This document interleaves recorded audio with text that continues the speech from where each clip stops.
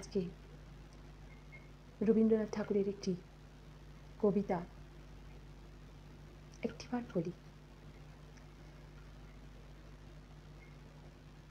উদ্ভ্রান্ত সে আদিম যুগে স্রষ্টা যখন নিজের প্রতি অসন্তোষে নতুন সৃষ্টিকে বারবার করছেন বিধ্বস্ত, তার সে অধৈর্যে ঘন ঘন মাথা নাড়ার দিনে রুদ্র সমুদ্রের বাহু প্রাচী ধরিত্রীর বুকের থেকে ছিনিয়ে নিয়ে গেল তোমাকে তিলোত্তমা।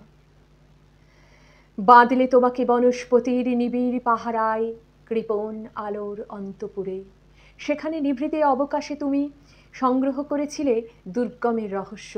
প্রকৃতির দৃষ্টি অতীত জাদু মন্ত্র জাগাচ্ছিল তোমার চেতনাতীত মনে। বিদ্রুপ করছিলে ভীষণকে বিরূপের ছদ্মবেশে, শঙ্কাকে চাচ্ছিলে হার মানাতে আপনাকে উগ্র করে বিভীষিকার প্রচণ্ড মহিমায় তাণ্ডবের দুন্দুভিনী নাদে। হায় ছায়াবৃতা, কালো ঘুমটার নিচে অপরিচিত ছিল তোমার মানব রূপ উপেক্ষার আবিল দৃষ্টিতে। এলোরা লোহার হাত করে নিয়ে নখ যাদের তীক্ষ্ণ তোমার নেকড়ের চেয়ে এলো মানুষ ধরার দল। গর্বে যারা অন্ধ তোমার সূর্যহারা অরণ্যের পথে, সভ্যের পরপর লোভ নগ্ন করলো আপন নির্লজ্জ অমানুষতা। তোমার ভাষাহীন ক্রন্দনে বাষ্পাকুল অরণ্য পথে পঙ্কিল হলো ধুলি তোমার রক্তে অশ্রুতে মিশে। দস্যু পায়ের কাঁটামারা জুতোর তলায় বিভৎস কাদার পিণ্ড চিরচিহ্ন দিয়ে গেল তোমার অপমানিত ইতিহাসে।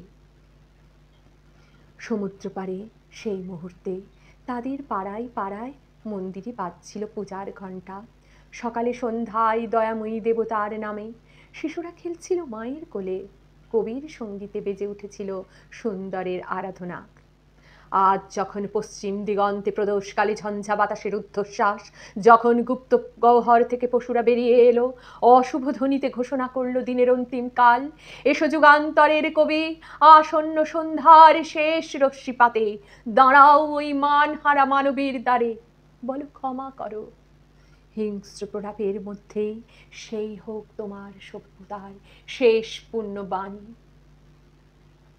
বড্ড খারাপ লাগছে,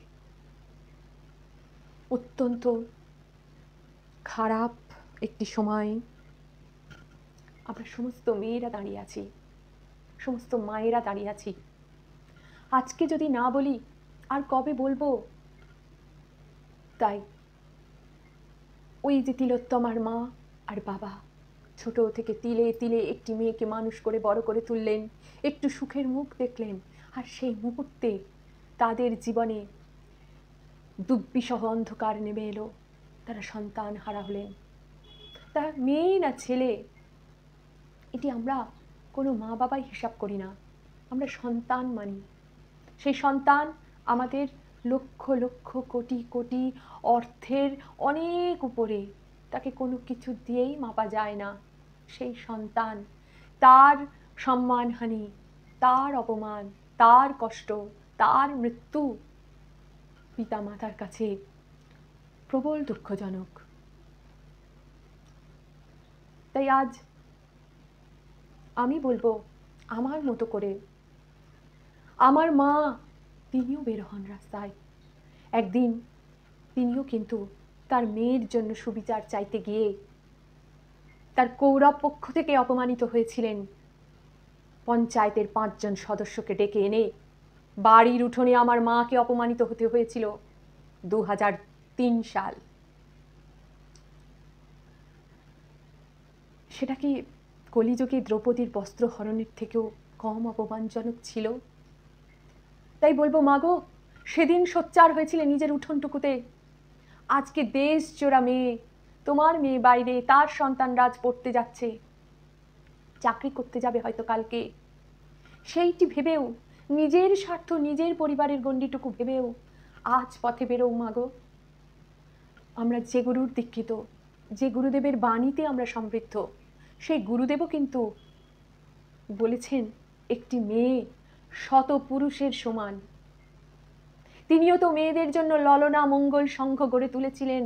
অখিল ভারত ভাই ভাগবত সংঘের মাঝে মেয়েদের জন্য, নারী মঙ্গলের জন্য ললনা মঙ্গল সংঘটি গড়ে তুলেছিলেন। সেই সংঘ তো কেবলমাত্র নাম সংকীর্তন নয়, যেখানে মা রাধা, বিশ্ব প্রসবিনী মা রাধা লাঞ্ছিতা, অপমানিতা, ধর্ষিতা, সেই মা রাধার চরণতলে তোমরা সকলে মিলে সোচ্চার হও, সকলে মিলে পথে বের হও। আজ যদি না বেরোবে আর কবে বেরোবে মা গো? সকলে বেরো, আমার মা, দিদি, ভাই, বোন, যে যেখানে আছো। আমরা প্রতিটি দিন লাঞ্ছিতা, প্রতিটি দিন অপমানিতা, প্রতিটি দিন ধর্ষিতা। আজ তার বিচার চাই। সে সরকার হোক বা পরিবারের প্রতিপত্তিশালী কোনো ব্যক্তি হোক, তিনি যেন লাঞ্ছনা গঞ্জনা দেবার আগে ভাবেন একটিবার যে ইনি একজন নারী, এবং নারীর কণ্ঠ কত বড় আজ তা সমগ্র বিশ্বের দরবারে এই বাংলার মেয়েরা রেখেছে। তাদের কণ্ঠের জোর কত আজ হাইকোর্ট দেখলো, সুপ্রিম কোর্টও দেখবে। যদি ন্যায় বিচার না পায় তাহলে কিসের কোর্ট, কিসের দরবার? আমরা মানুষ, মানবিকতার খাতিরে মানুষের জন্য লড়ব, পথে নামব। যে গণতন্ত্রে আমরা বাস করি, আমরা যে রাজাকে নির্বাচন করি, সেই রাজার কাছে আমরা যদি ক্ষুব্ধ হই তো রাজাকে আমরা সিংহাসন চ্যুত করব। এটাই আমরা মানি, মানব। আমরা কিসের ভয় পাই? আজ 40 বয়সে দাঁড়িয়ে আমি নিজে একটি বা দুটি চাকরির পরীক্ষায় বসেছি, আর পরীক্ষাই দিতে পারিনি, চাকরি তো দূরস্থ। আজ আমার সন্তানদেরকে হাজার হাজার লক্ষ লক্ষ টাকা খরচা করে বেসরকারি স্কুলগুলিতে পড়াতে হচ্ছে। সামান্য শিক্ষাটুকু তারা পায় না। সরকারিভাবে ক্লাস 8 বা ক্লাস 10 পর্যন্ত আমাদের দেশের ছেলেমেয়েরা শিক্ষাটুকু পায় না। যে শিক্ষা পায় তাতে তারা বহির জগতে পা রাখতে পারবে না, সেটা শিক্ষা নয়। আগেও তো চটবগলে হাতে হেরিকেন নিয়ে ছেলেমেয়েরা স্কুলে গেছে, কলেজ গেছে, তখনও তো লেখাপড়া হয়েছে। তো আজ এত অরাজকতা কেন? এই দুর্নীতি আমরা মানব না। ঘরের অন্ধকারে বসে আর থাকবো না। রাজপথে নেমেছি, এবার রাজার সিংহাসনের দিকে হাঁটব। আমি বলবো আমার মাকে, আমার বাংলার মাকে, আমার ভারত মাকে, তোমরাও এসো। যারা ঘরে বসে আছো, একদিন না হয় আলু ভাতে ভাত খাও। সারাটা দিন আমরা কাঁধে কাঁধ দিয়ে, হাতে হাত দিয়ে আমরা প্রতিবাদের ঝড় তুলব। আমরা মানব না এই দুর্নীতি বেশি দিন সহ্য হবে না। আমরা মানুষ।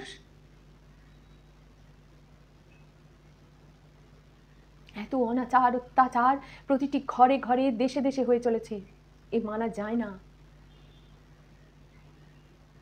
ছেলে হোক বা মেয়ে, আজ পড়তে যাচ্ছে, কালকে অফিস যাচ্ছে, পরশু বিয়ে করতে যাচ্ছে, তো প্রত্যেকটা জায়গাতেই দেখি দুর্ঘটনা। দুর্ঘটনা সাজিয়ে দেওয়া হচ্ছে, প্রচণ্ড ষড়যন্ত্র। কোথাও কিছু পাচ্ছে না। নিত্যযাত্রীরা বাসে, ট্রেনে, ট্রামে যাচ্ছে, সেখানে লাইনচ্যুত, বগিচ্যুত হচ্ছে মানুষ। নিরাপত্তা নেই, আমরা নিরাপত্তাহীনতায় ভুগছি। আমরা মানুষ, বারবার বলছি আমরা মানুষ। আজ ছাত্ররাই ডাক দিক, কি আজ কংগ্রেস ডাক দিক, আজ বিজেপি ডাক দিক, আমরা জানি না। আমরা মেয়ে, আমরা নারী, আমাদের একটি দল, আমরা নারী। আমরা সেই নারী শক্তি, সেই নারী শক্তির পতাকা নিয়ে ভারত মায়ের জয়গান গেয়ে আমরা এগিয়ে চলব। আমাদের প্রতিবাদ, আমাদের কণ্ঠ থামবে না যতদিন না আমরা আমাদের দাবি দেওয়া, আমাদের স্বার্থ সুন্দরভাবে সুরক্ষিত হচ্ছে, যতদিন না আমরা ন্যায় বিচার পাচ্ছি। তাই বলবো আরও একটা কথা। বইয়ের পাতায় রবীন্দ্রনাথ ঠাকুর বহুদিন আগে লিখে গেছেন যে ছাত্রাবস্থা আমাদের কোনো মতেই ঘুচিল না, কারণ আমরা প্রতিদিন শিখি, প্রতিদিন শিক্ষা পাই। আমরা শিক্ষানবিশ। আমরা লেখাপড়া হোক, গান বাজনা হোক, রান্না হোক, বাড়ির কাজ হোক, অভিজ্ঞতা হোক, প্রতিটি দিন আমরা শিক্ষা পাচ্ছি। আর সেই শিক্ষানবিশ থেকে বলি আমরা প্রত্যেকেই ছাত্র বা ছাত্রী।